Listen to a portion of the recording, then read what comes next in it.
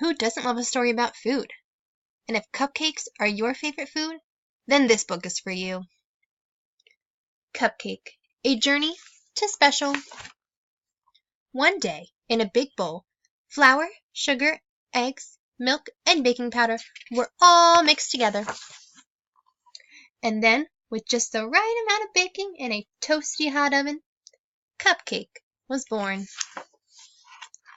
After a special coat of icing, Vanilla Cupcake was creamy white, perfectly plain, and most certainly delicious.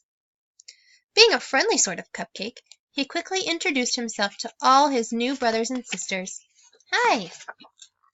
There was Happy Face Cupcake, Chocolatey Chocolate Cupcake, Princess Cupcake, Rainbow Sprinkles Cupcake, Stripey Cupcake, Polka Dot Cupcake, Fancy Flower Top Cupcake.